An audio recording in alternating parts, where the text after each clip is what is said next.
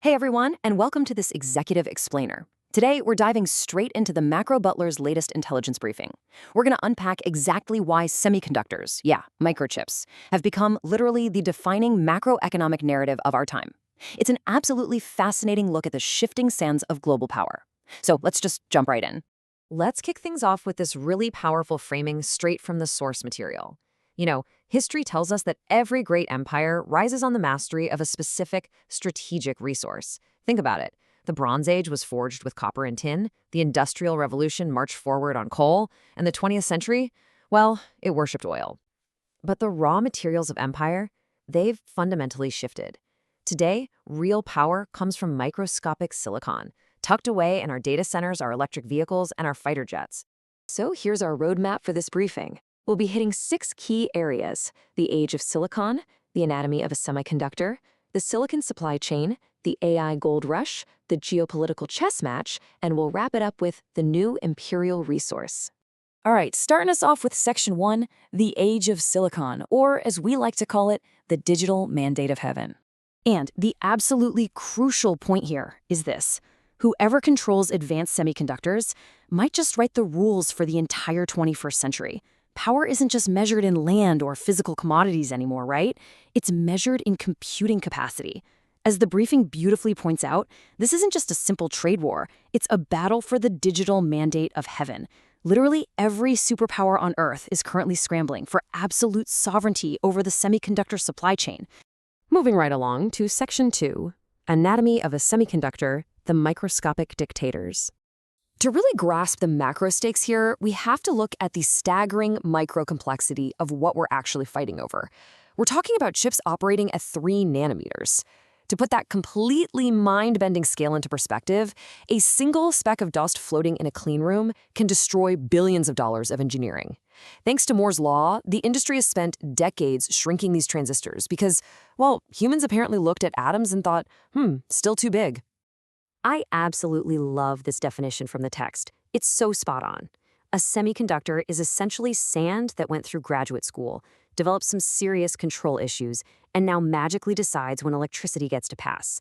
Sitting right between a conductor and an insulator, engineers use this ultra-purified quartz sand to pack billions, yes, billions of tiny switches onto a space smaller than your fingernail. These are the tiny electronic brains running our world, and they do it way faster than any government bureaucracy moves paperwork. Which brings us to Section 3, the silicon supply chain, globalization's fragile masterpiece. Now, the modern ecosystem relies on some very distinct business models. On one hand, you have fabless companies, think NVIDIA or AMD. They focus purely on the chip's architecture. They completely avoid the financial trauma of building a factory that panics over a single dust particle. On the other hand, you have the foundries, like TSMC. They actually physically manufacture the chips for everyone else. They're effectively the industrial landlords of the digital economy, taking on the massive multi-billion-dollar capital expenditures to make all of this a reality. But beyond just fabless companies and foundries, this industry has evolved into a hyper-specialized ecosystem. You've got memory specialists whose entire job is to quietly keep track of all our data, making sure humanity never forgets a late-night text message. And crucially, you have the equipment suppliers. These are the guys making the $200 million lithography machines. They're essentially acting as the arms dealers supplying every single side in the global AI war. But here's the catch. This extreme specialization has created globalization in its absolute purest and, arguably, its most fragile form. Think about it. America designs the chips, Taiwan manufactures them, Japan supplies critical specialty chemicals, and Europe builds the ultra-precision machinery. It's an incredibly sophisticated international dance, kind of held together by diplomatic anxiety. And just one missing chip, smaller than a fingernail, can literally bring modern global manufacturing to its knees. All right, Section 4, the AI gold rush, the imperial investment frenzy. Just look at this staggering number. 40x. The average annual economic profit for the semiconductor industry has multiplied more than 40 times since the early 2000s. And this isn't just slow organic growth, it's an explosive surge, totally driven by this insatiable hunger for the massive data and compute power required to train artificial intelligence. In fact, global chip sales are aggressively marching straight toward the $1 trillion mark by 2027. We are witnessing a historic spending frenzy here. Trillions are being poured into data centers, massive GPU clusters, and advanced infrastructure. It's literally the financial equivalent of an imperial gold rush, devouring computing power and enough electricity to make local power grids seriously nervous. But wait, underneath that massive top-line growth is a spectacular imbalance that you absolutely need to take away from this. Get this. AI chips now generate roughly 50% of the industry's revenues, yet they represent less than 0.2% of total chip volumes. It's wild. As the source points out, the sector is really starting to look like a digital monarchy. A few silicon aristocrats are capturing massive revenues on tiny volumes, while the vast majority of commodity chips are just barely surviving on the margins. This brings us to Section 5, the geopolitical chess match, the Cold War rebooted. When trillions of dollars and the future of AI are on the line, things inevitably shift from corporate strategy to national security. Looking at the global landscape, there are deeply entrenched trade dependencies stretching across the world. Production and trade flows are so highly concentrated that they've effectively turned semiconductor supply chains into direct instruments of geopolitical strategy. It's basically the Cold War rebooted, just with fewer tanks and way more GPUs. Taking an impartial look at the board, we can see exactly how this strategy is playing out. On one hand, the U.S. is prioritizing technological containment, imposing sweeping export controls on advanced chips and equipment, while rolling out the CHIPS Act to rebuild domestic manufacturing. On the flip side, China is rapidly accelerating its own funding, pouring hundreds of billions of dollars into domestic fabs to achieve absolute silicon self-sufficiency. Both nations clearly recognize that free trade is wonderful, right up until someone else invents a smarter chip.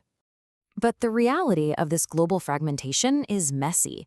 As global demand for AI surges, these export controls often turn into a high-stakes game of global customs roulette. Recent headlines illustrate the point perfectly, showing how hardware reportedly navigates through international intermediaries. The fact is, the global AI race struggles to stay neatly within the lines of orderly industrial policy, when the demand for computing power is just this intense. And sitting squarely at the center of all this tension, Taiwan. This brings us to the Silicon Shield theory. Modern civilization currently depends on a handful of manufacturing fabs located on one of the absolute biggest geopolitical fault lines in the world. This massive concentration risk has forced governments globally to wake up in a cold sweat and suddenly rediscover industrial policy, trying desperately to mitigate the fact that the digital foundation of the 21st century rests largely on one single island. Finally, we arrive at Section 6, the new imperial resource, shaping the 21st century. The big takeaway here is that semiconductors are no longer just invisible components inside our devices. They are the strategic infrastructure dictating our future. AI is aggressively accelerating global energy and copper consumption. Geopolitical fragmentation is actively regionalizing supply chains. These chips, they are now recognized as sacred national assets. Ultimately, this desperate search for technological sovereignty is what's going to define the global order for the next decade. Now, for sophisticated investors looking to navigate this incredibly complex macro environment, securing high-level intelligence is absolutely critical. To stay ahead in the global war for chips, make sure you connect directly with the source of today's insights. You can contact the Macro Butler at info@themacrobutler.com, and definitely go check out their website at themacrobutler.com. I'm going to leave you with this final thought to chew on. As the digital mandates of heaven are redrawn across the globe, and the very architecture of the future global order is decided by who controls the silicon, is your portfolio prepared for the age of silicon? Thanks so much for joining me for this explainer, and keep learning.